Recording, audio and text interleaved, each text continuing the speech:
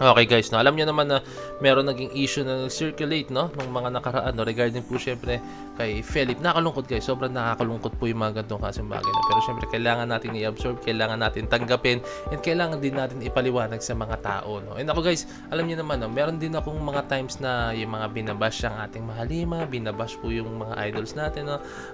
Ako guys, hindi ako to the point kasi may mga nakikita ko mga comments, pero mas maraming comments na nagsasabi na okay daw yung ginagawa ko. Syempre ine-educate ko yung mga bashers, no, yung mga common, yung mga issue talaga na nakakarindi na po, no. Ina-address natin in a good way po, no, kasi syempre alam niyo naman, hindi pwedeng most of the time is ano lang tayo, tahimik lang po tayo, no. Kailangan minsan maging ano rin tayo, mag-educate din po tayo in a good way po guys, no. So eto si Philip, si Ken, no, di ko alam lang kung anong ano niya rito guys, no. So panoorin lang natin to. Very big shout syempre kay Miss O, no. Let's go. Kanya po itong video to. Ken assures SB19 fans they are loved even with unfair issue thrown against him.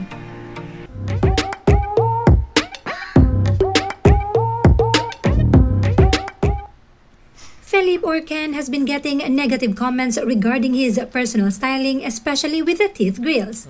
Now, that is okay since we have different preferences. Ang iba gusto, ang iba hindi.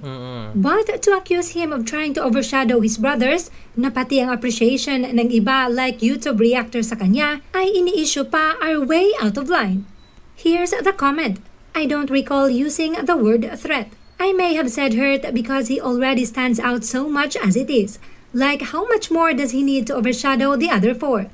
Like, to the point that the other four get even less attention. Not to be dramatic, but it hurts to see YouTube reactors do that. Even less attention. Not to be dramatic, but it hurts to see YouTube reactors do that. Nakakahiya at nakakalungkot na mindset from a supposed to be 18. Yes, Ken has been getting a lot of attention from casuals unintentionally, pero kung greedy lang si Ken ng attention, he could ride on that one. Pero hindi nga halos ito magparamdam sa social media at deactivated pa ngayon ang kanyang TikTok account. And also, ito guys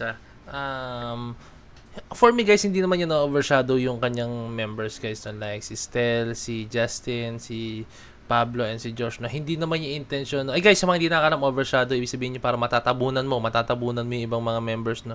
Like kunyari, siya lang yung mapansin, like kunyari, siya yung nagpapapansin, ginagawa nyo yun para mas maging higit siya, no. Diba, no? Correct me if I'm wrong na lang guys, no. Yun nga, ginagawa nyo yun para sa maging higit siya, no. For me naman guys, alam nyo naman ever since, hindi intention ng SB19 na magsapawan, na mag-angatan, no. Yung iba lang kasi guys, talagang pinapalabas lang po na ganun. Alam mo yun, may masabi lang, may ma-comment lang, sumikat lang, for the clout lang. Hindi ko alam kung for the clout talaga guys. Diba? So may mga ganyang klase bagay na bakit pa natin isasabihin, no? Ako guys, ever since watching SB19 way back 2020, Go Up Days guys, no? Nagre-react na po si Point of Heads, no? Hindi ko po nakitaan sila ng moment na nagsasapawan po talaga sila, no. Meron sila mga solo projects, solo performances, pero not to the point na nakalimot sila sa brotherhood po nila, no. Lagi nilang binabanggit or pinapakilala, I'm Stel of I'm Josh of SB19, I'm Stel of SB19, no, 'di ba? Lagi nilang sinasabi 'yan, no. Hindi mawawala sa kanila yun. Or kahit hindi man nila sabihin, andun po yung presence ng SB19 sa kanila, dala-dala po talaga nila, no? Yung humbleness, yung kung ano sila sa SB19, yung attitude nila, kahit nagsusolo perform sila, yun pa rin po yung dinadala nila, no? Diba? So yung mga ganong klaseng bagay guys, no, hindi ko lubos maisip ba't nila sinasabing ino-overshadow daw ni Ken yung ibang mga members niya, no, diba? Okay, tuloy natin to. Oh, it is not his fault na napapansin siya ng ibang tao. Tama, no. Hindi niya kasalanan yun. Kung siya yung mas napapansin, no. Kasi kanya-kanya naman yan, guys, no.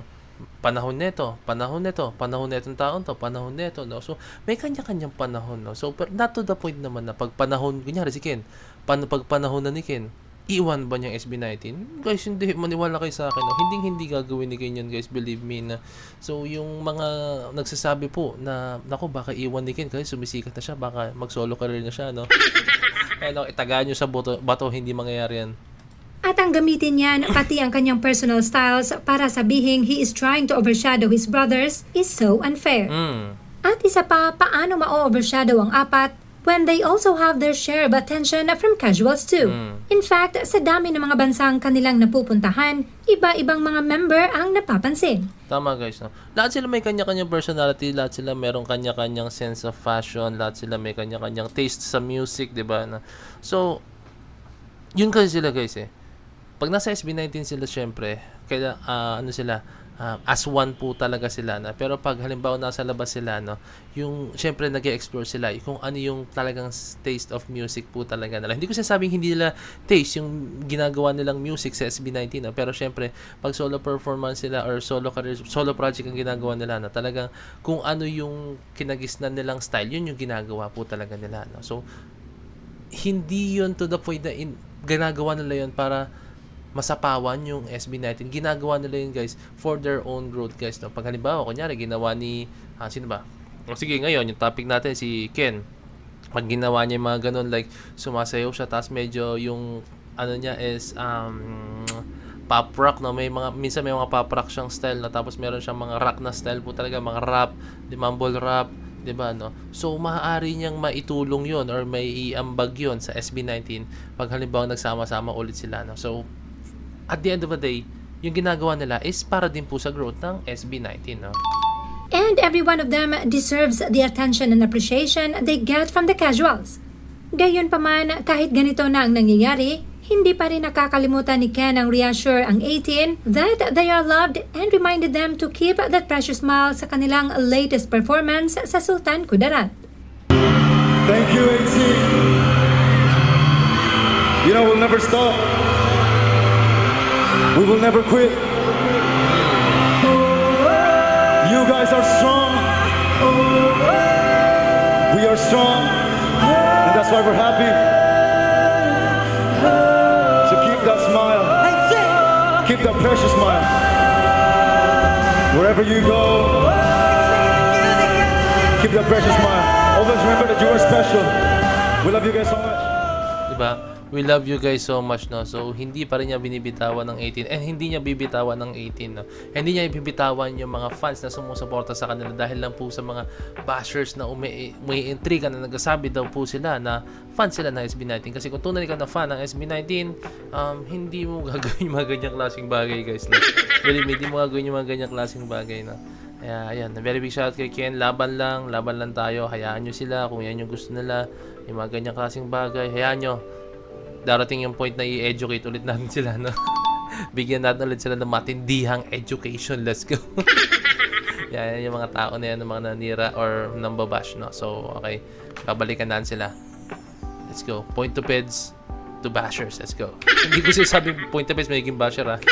Point to peds, i-educate ang mga bashers, no?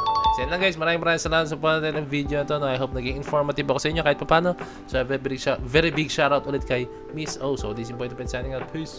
That's G.